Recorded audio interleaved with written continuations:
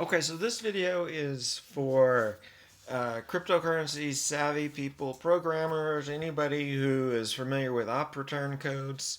I am presenting an alternative. I have a couple alternatives, but this one specifically has to do with the transaction amount and more specifically with the last few digits of the transaction amount. So what I'm saying is um, if you want to send this amount 3,000, which in Bitcoin is in millions of dollars, but in Dogecoin is not. It's not a particularly large amount of money in currencies that are uh, under under a certain amount. Dogecoin is under a penny for one, and so it allows you to treat uh, the transactions differently. So anybody with the phone or any sort of the most basic account can send what I call a Satoshi code, which would originally the Satoshi code may have been like that, like one digit, right? And the digit would mean different things, or maybe then there's two digits. What I'm saying is you can actually send five digits, and I do this one often 39692. I have different numbers. Uh, you can do all sorts of things. Now, what you see here is a list of flat files that I've created with all the transactions from the ledger in them. And because I'm just, this is just a Dogecoin uh, uh, server that I'm running out on DigitalOcean's. And if you look, it's very simple format here, right? That's the block, the date, the address, and then here is what I'm interested in at this point is these numbers. And if you do a little bit of analysis on them, you'll see something that I think is very interesting. And let's go back, and here we go. Okay, so a transaction that starts like this is what I'm interested in. So we have three zeros here. Okay, now this is a much smaller set of transactions than the total, um, of course, but we can narrow it down even more. See, you could say that that is perhaps a Satoshi code. Maybe not. Maybe it is. And you see these, different transactions. There's four digits right there, three digits. This may be a coincidence, but maybe not. But what it's harder to say is a coincidence is this. And for you folks that are Bitcoin blockchain programmers that aren't Unix savvy, what I'm doing here, it's a cat. I'm just showing you the contents of the file. Pipe that into a grep, and so I'm grepping for this. So I'm going to show you only the records that have that, and then I'm going to grep minus v exclude uh, four zeros in a row. So that's going to be a much more specific group. And often, so the most you're going to have here is these five-digit numbers.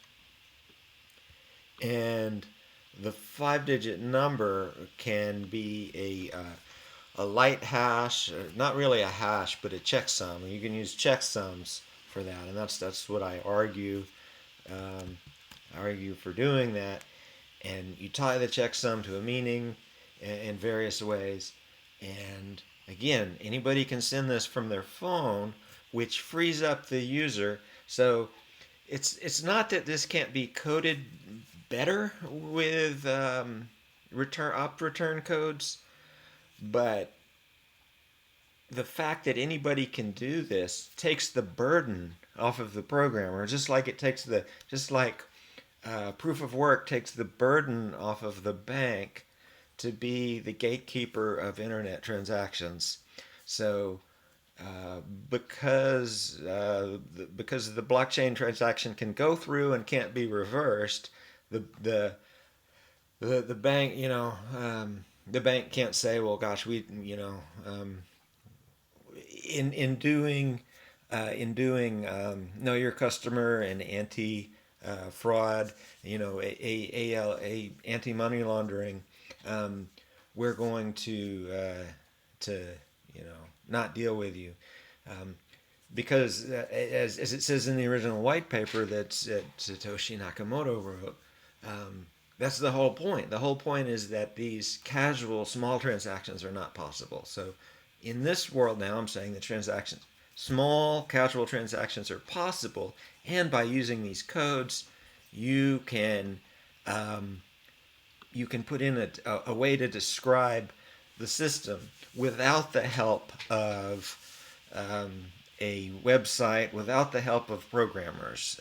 A user can do this, and it has to do with these 5-digit numbers. So if you start with all zeros, and then you have a code out here. So let's take a look. This is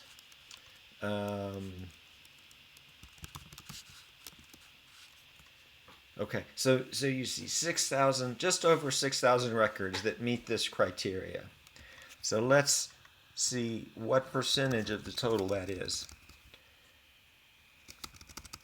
So of all the records that I happen to have, what is that, 5 million? Yeah. So out of 5 million records, 6,000 match this pattern. So that's less than 0.1%, I believe, right? So right there, anybody who in your transaction uses this system, you're going to be conspicuous to a certain degree. And then all we have to do is agree on what that meaning might be. Now, I had been using hashes. Let's see. I have various codes here. So I had been using hashes. Here's a function. That's a simple little function that I use sometimes. Okay. And if you send it into sum, you get a nice 5-digit number. I'd been using that as a hash. Sorry, it's not truly a hash. It's simply a checksum. But probably this is a little bit stronger. You simply take the last 5 digits here, and that can represent all sorts of things, which can be calculated backwards.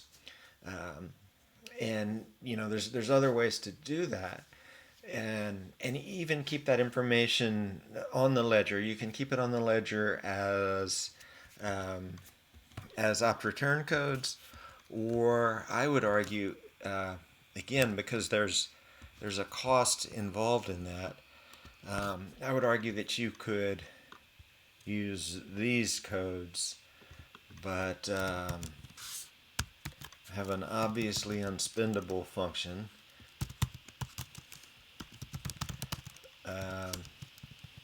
that I use to create that. Now, just as anybody can send a Satoshi code in their transaction, anybody can send something. Anybody could create something like this and send it from their phone.